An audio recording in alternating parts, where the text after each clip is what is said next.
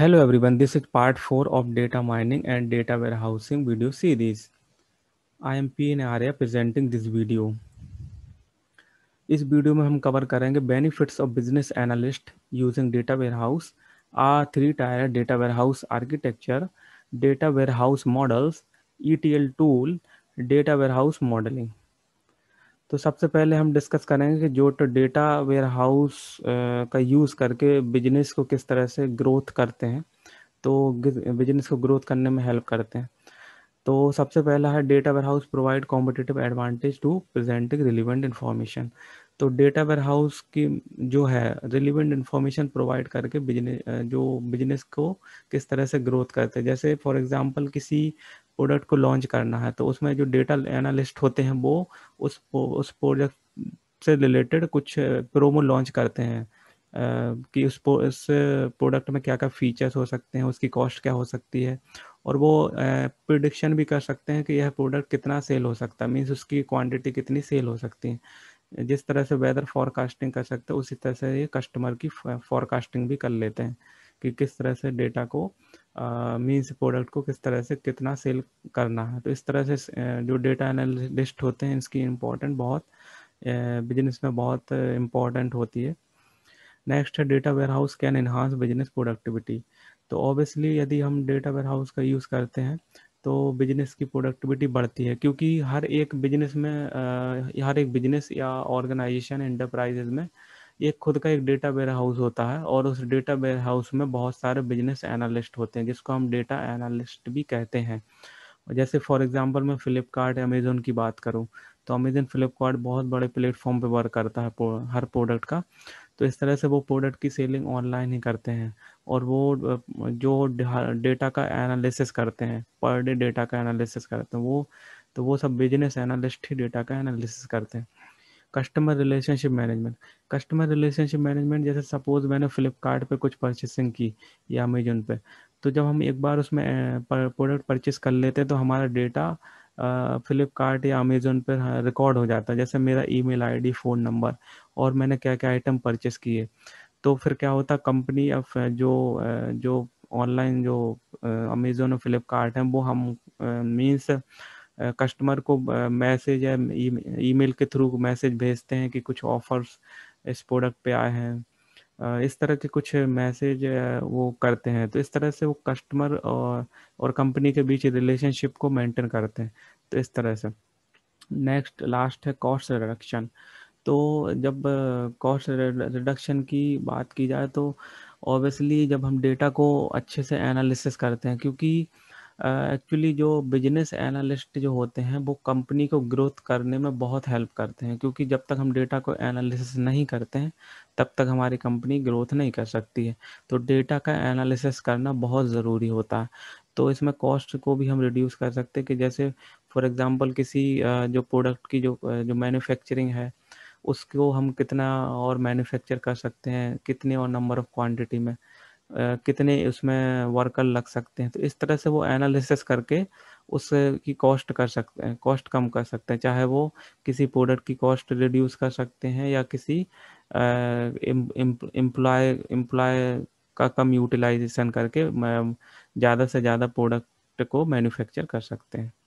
तो इस तरह से ओवरऑल हम देखें कि जो बिजनेस एनालिस्ट हैं जो डेटा का एनालिसिस करके मीन्स जो डेटा वेयरहाउस का जो डेटा है उसको एनालिसिस करके बिजनेस में ग्रोथ करने में हेल्प करते हैं।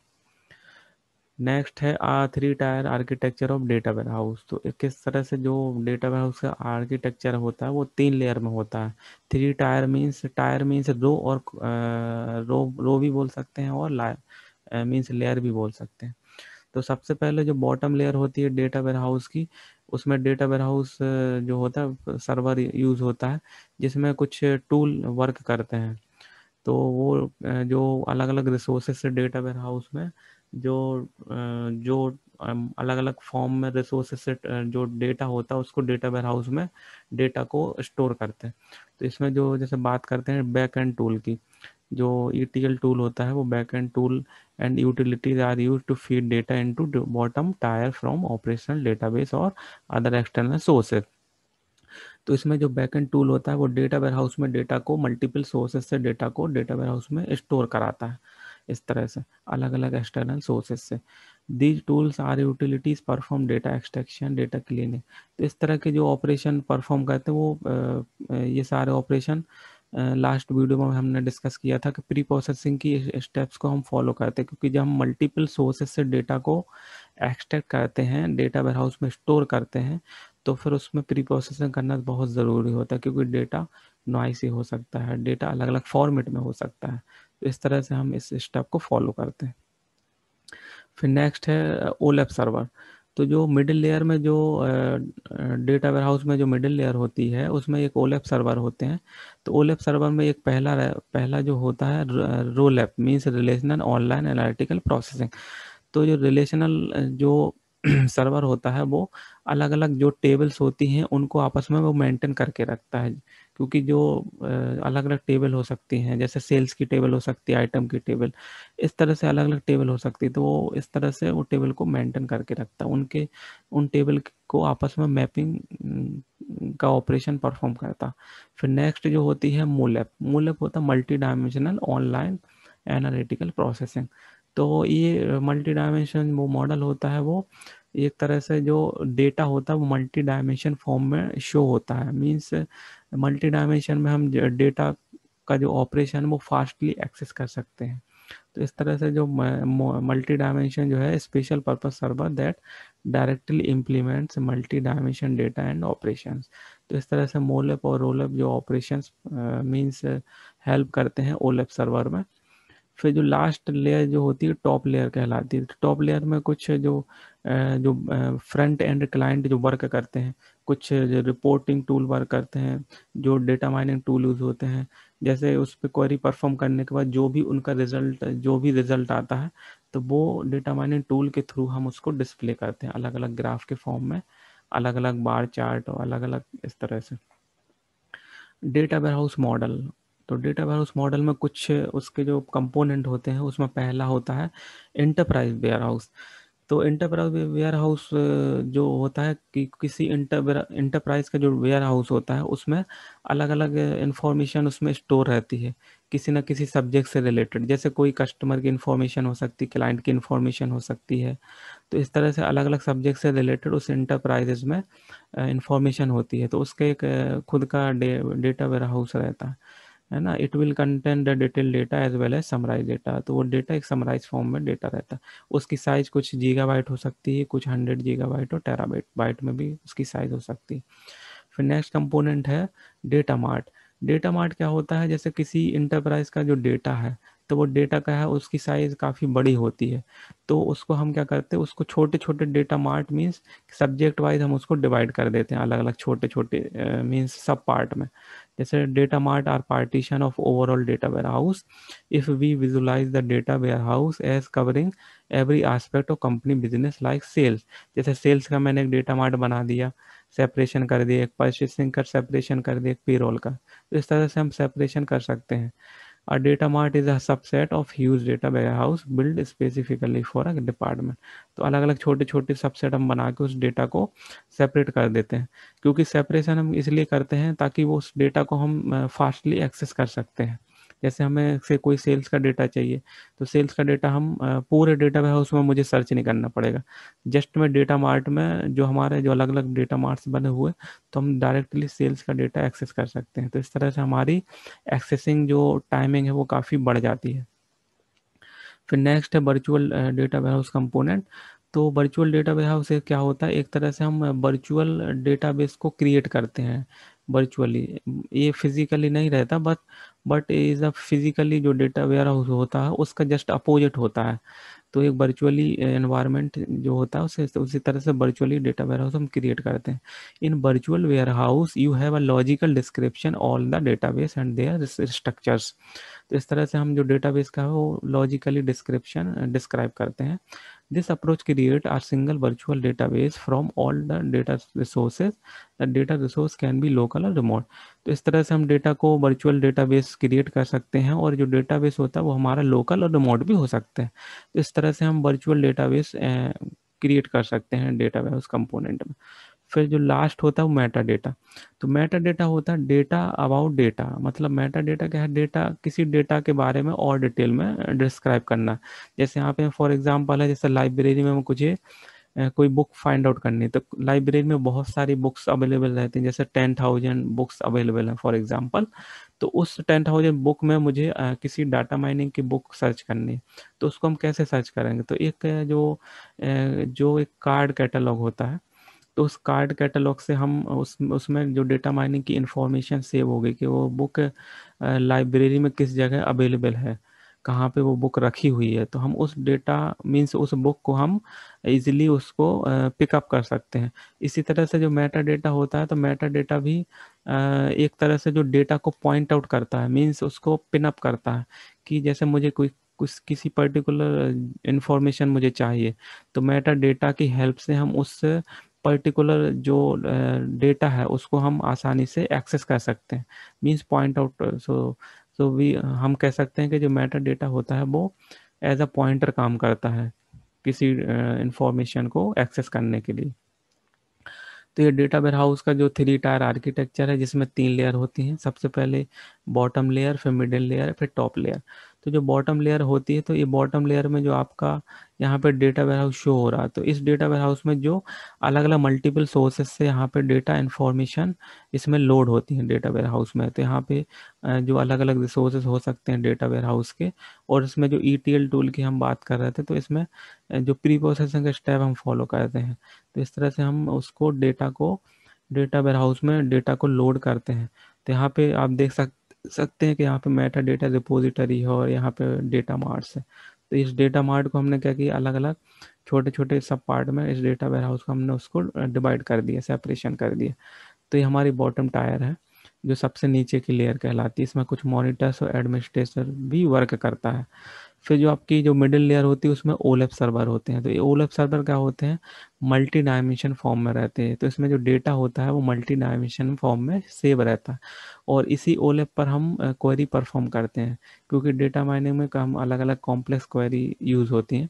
तो उस कॉम्प्लेक्स क्वेरी को हम यहाँ पे परफॉर्म करने के बाद हमारे पास फिर जो टॉप टायर होती है उसमें हम उसके रिजल्ट हम यहाँ पे डिस्प्ले कर सकते हैं, जैसे कुछ क्वेरी की क्या रिपोर्ट है, और कोई एनालिसिस कर सकते हैं ग्राफ फॉर्म में।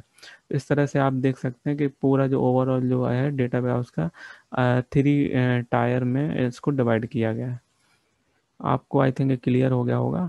फिर नेक्स्ट है जो ETL टूल। तो ETL टूल जो हमें डिस्कस किया था कि डेटा वेयरहाउस में अलग अलग सोर्सेस से डेटा को किस तरह से डेटा वेयरहाउस में डेटा लोड करता है। तो ETL टूल के थ्रू हम करते हैं।